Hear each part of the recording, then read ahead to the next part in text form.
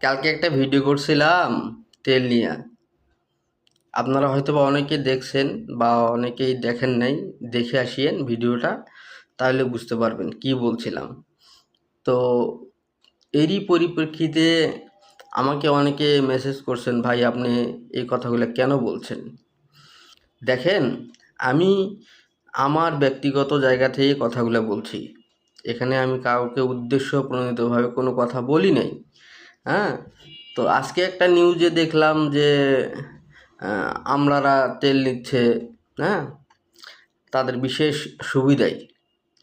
তো ভাই আপনারা দেশের আমলা, মন্ত্রী, প্রধানমন্ত্রী এগুলা তো আমরাই বানাইছি, তাই না? তাদের যোগ্যতার বলে হয়তোবা তারা হইছে। তো তাদেরকে তারা সুবিধা নিবে না তো কে নিবে? সাধারণ পাবলিক নিবে? এই দেশে তো এটা কখনো হয়নি ভাই।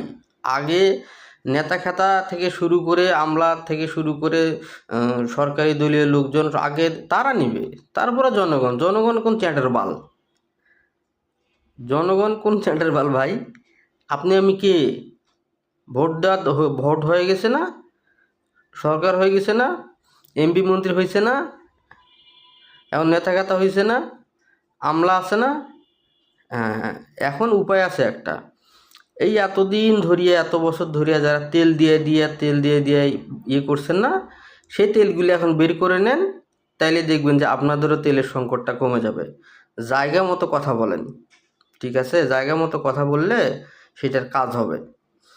ধন্যবাদ, ভালো থাকবেন। হ্যাঁ, তা আমি কথা বললে হয়তো বা অনেকে লাগে। তো ভাই লাগালাগির কিছু নাই এখানে। সত্য কথা বললে একটু গায়ে লাগে ঝাঁত করিয়া। ভালো থাকেন, হ্যাঁ।